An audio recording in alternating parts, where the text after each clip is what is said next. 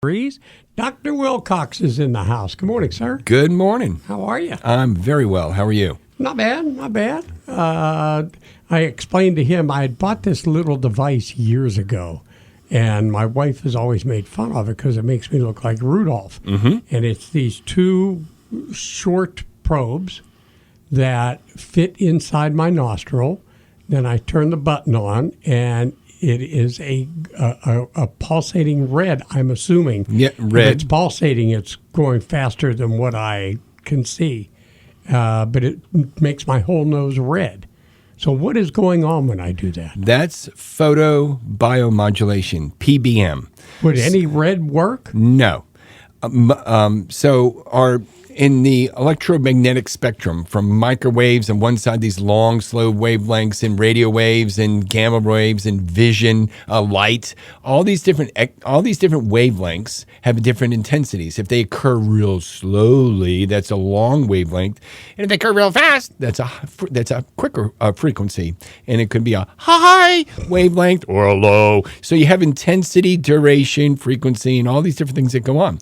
So in the visible spectrum, we go from 400 to 700 nanometers. Blue is on the 400 side, bad for your eyes, and red, and then past the red is the near infrared. Those certain sweet spots in the far red and near infrared wavelengths are loved by the body. And what they do is when these like 600, 633, 660, 666, these wavelengths that are what are called our chromophores. In a plant, we know that a plant has chlorophyll, and when the sun hits it, it makes energy. We have chromoplast and chromophores in our bodies, and we use light in order to help make energy. These little powerhouses called... Why is it that this thing is timed? It goes off in like 30 seconds. Well, because minute, maybe. The dose is the poison, okay? Too much water will kill you, okay? And this is where people can get themselves in trouble. Well, I saw this, I'm going to DIY in the garage, and then all of a sudden they got a problem. But back to your point, your question is certain red light and certain wavelengths and certain durations are helpful to the body to heal. We need energy. When you go to the cardiologist, they put you on a little gizmo and they see how your heart works. Same thing with the brainologist, the neurologist.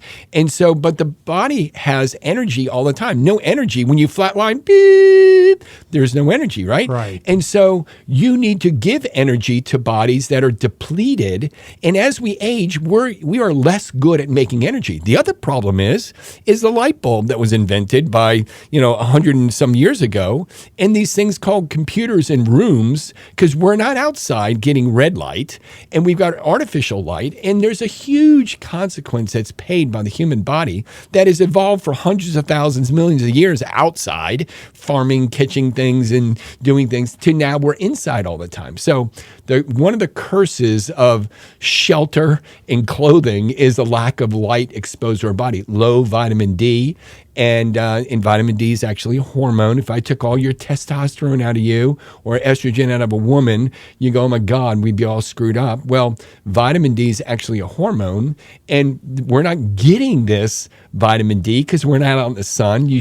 But that's why talking. I have vitamin D tablets. Okay, so you wouldn't need them as much if you were outside shirtless, getting some sun in the morning and whatnot. But the neighbors would get I ill know. if I was And so shirtless, how right or wrong is society for that? Yeah. But so back to your question, you have a red light that you got somewhere, and it's helping you produce energy and repair your cells. Well, I finally brought it back out after all this talking to you, and I meant to bring it in today, but I'll bring it in the next time you're coming in. Let's get back over to microcurrent stimulation. Yes, and so that's what we're talking about today is frequency specific microcurrent. So if you remember Ella Fitzgerald in the Memorex commercial, and she broke the glass. Yes. Well, there's a frequency that came out of her vocal cords which matched that of the glass, and it was destructive. It shattered the glass. The the Tacoma Narrows Bridge. In 1940, they built this bridge, and within a few months after it was built, a certain speed of wind over the bridge caused this bridge they called it's called Galloping Gertie, and it destroyed the whole bridge because of the frequency, the resonance that matched it. And so a frequency is a wavelength, up and down and up and down.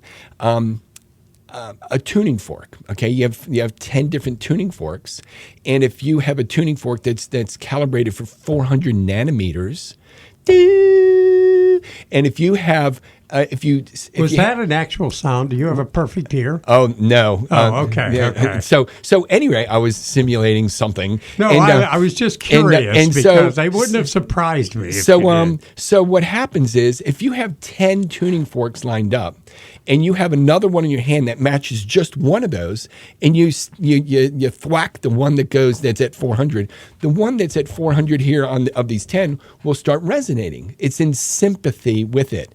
The others won't. So when you match frequencies, tissues respond. This desk is moving. All the atoms in it are constantly moving. And if you will take a frequency and expose it to a specific tissue and it's beneficial for it, then good things will happen. You can also be destructive. So let's talk about a pond of water that's still. If you throw a pebble in there, there's a little ripple that emanates out in a circle. If you throw a rock in there, there's a bigger wave that has a repeating wave cycle that's going to be higher and probably longer. And now, if you threw that pebble in there, let's go back to the pebble. You threw the pebble in there, and there's a wave emanating away from you. If you were good enough to throw another pebble and it matched that wavelength, the wave is going to get higher. And so you're going to increase. You're going to augment it. You're going to make it better. Now you can do the same thing with the rock. Now, if on both sides of the pond, on both sides of the pond, if you do a pebble and a pebble at the same time, where they meet in the middle, it's going to get all jacked up. It's going to be destructive.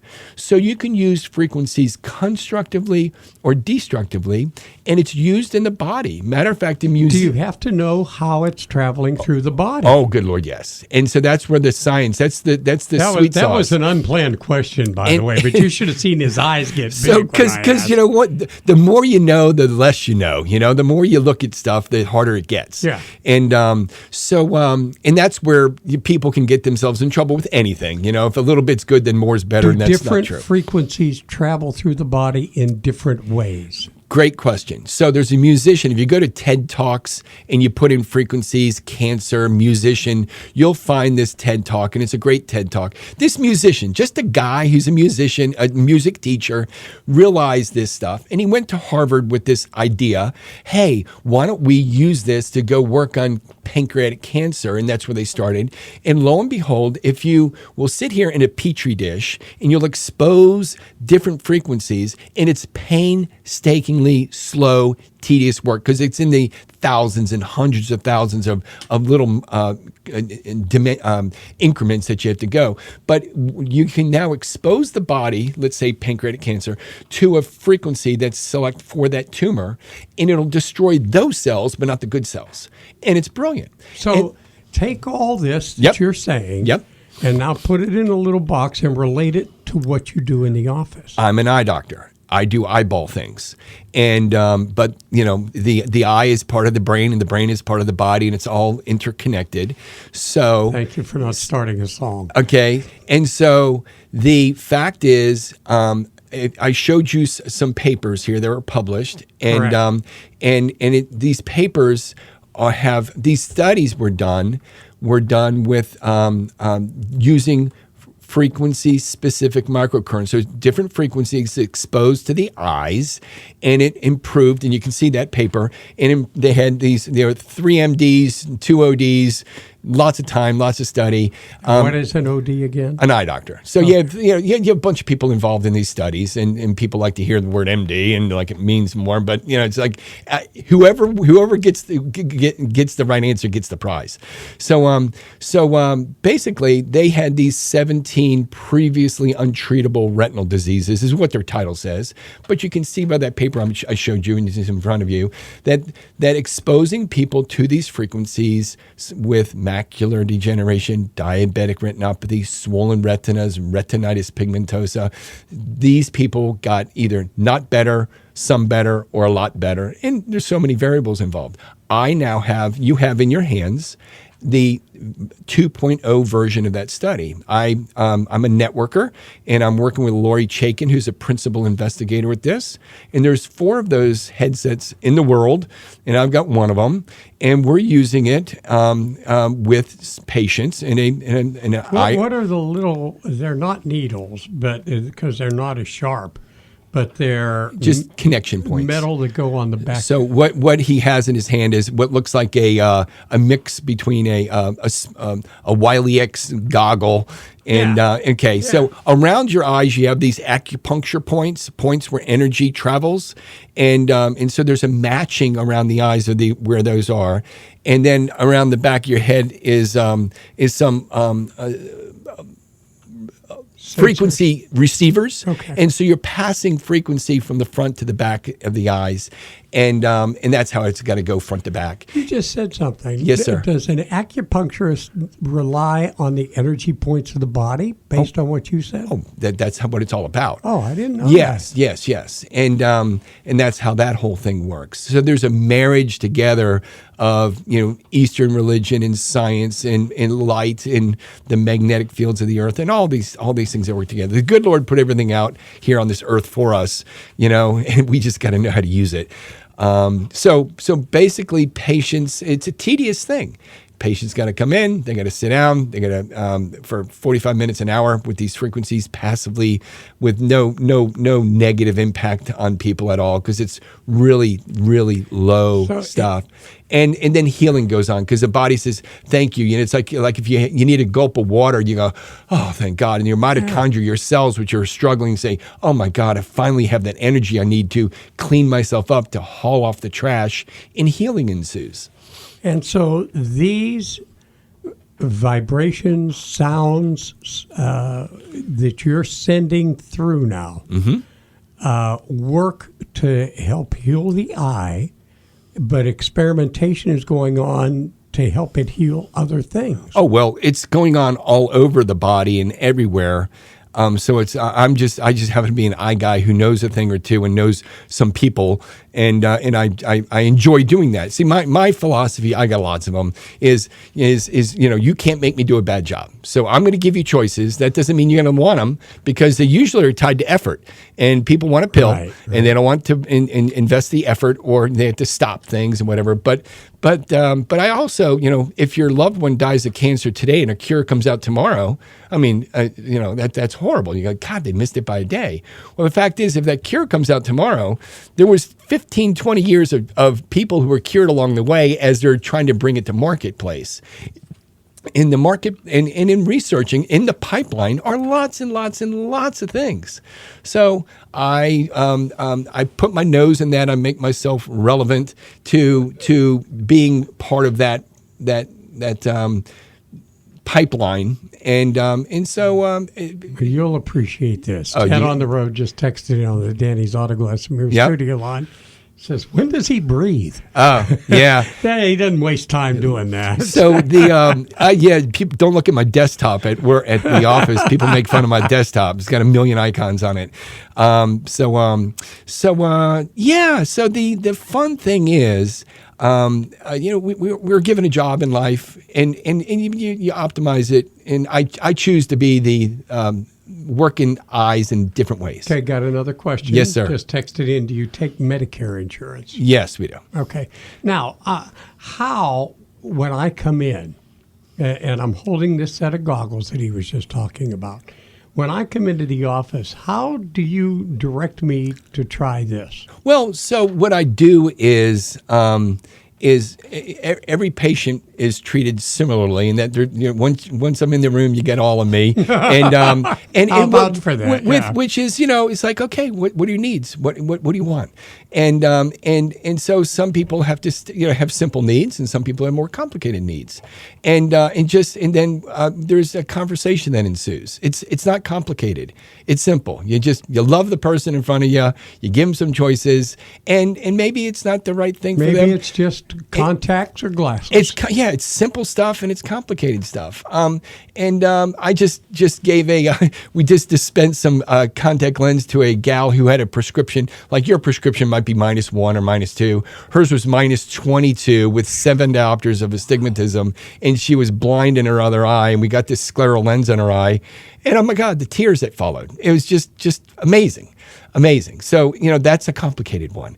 And so on this stuff, with whatever it is, I have honest conversations with people about, here, let's try this. Let's throw some spaghetti against the wall. And I email people and see what sticks. And I email people all day long. Because this is how I go. No, I can't farm out my communications to staff members because there's again too much going on, too many variables. So I'll knock out some here. Read this. Here, read that. Because what I want to do is I only have so much time. I get 24 hours in my day too, and only have so much time to educate people. So I'll send you videos and things like that, depending upon, and then people will latch on or not. A lot of this alternative stuff I do, it's not covered by insurance because there's no codes for it, and so we just have conversations about, all right, so this is what my time's worth, this is what this gizmo's worth, and then people will come to me, and like right now I'm writing a paper. I have amazing cases of people's eyes, vision being repaired by the use of red light, by using a headset and a gizmo up your nose and some other things. Now, didn't you say this could possibly be published in the Harvard publication? Yeah, there's a guy, Michael Hamblin, Hamblin, out of Harvard, and that's where this is looking like it's going. And I'm in Gloucester, and but it doesn't matter if you can do something and kind of MacGyver some things, and that's what I've done. Is this works on this over here? Well, golly, it could work on this over here. And do you know how much more you could charge in Beverly Hills? Oh yeah, and yeah, I do because I know those people. And but it's okay. I got wife, 3 kids. We're all healthy. Life is good. And but I enjoy what I do. I got great staff. I couldn't do it without my staff. And so they're all to be celebrated. Matter of fact, after this, I'm on the way to pick up Boston. But we have a smoker, and I smoke food as often. It's about once a month now. It just kind of started, and they go home with dinner, and all the neighbors are mad because they're just like, oh, I want some of that. Well, you're going to be back October 29th, back to your regular time at 7:05. And I thank you for waiting today. Oh, I appreciate the time to do this, to help people. There's quite a few people coming in because of the radio, and this takes time.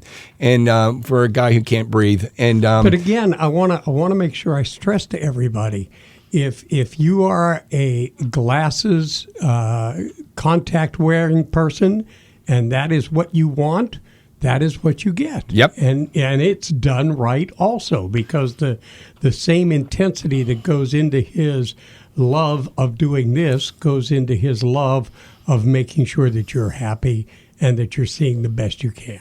Neil, I'll even take care of you. You know that. So you did that. I stopped in on an emergency. It wasn't an emergency. My one eye was partially closed. That was a doozy. We found that we'll keep that was a couple years ago. Yeah. You were a much younger man, and I wasn't much younger a couple of years ago. I was younger. Let's leave it at that. So you're getting there, buddy. You're a lot grayer than I am.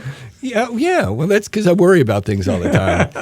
All right. Well, we will see you on the 29th. I'll be here. Dr. Wilcox is down at the Point here in Gloucester. You did hear he does take Medicare. Some of the things that he talks about are not covered by insurance, but that does, just make. let him talk to you, figure out what you want. And I want to remind everybody again, because Ralph asked you as soon as you walked in the door, you have that lens that I found out about because Tammy's son started getting it, where you wear this lens at night, and when you wake up in the morning and you take it out, you have 20/20 vision for the remainder of the day. We can't promote 20/20 Oh, officially, okay. but we usually give it, Right. And but yes, the nighttime wearing Thank of a you. lens, you take it off in the morning, and I got to say this 10 times: with nothing in your eye all day long, you see great, and you repeat the process at night. It remolds the cornea. Yes, Am I correct? orthokeratology or corneal molding. Okay. Yes, it does, and it's All right. amazing stuff. Doctor, thank you again. Thank you.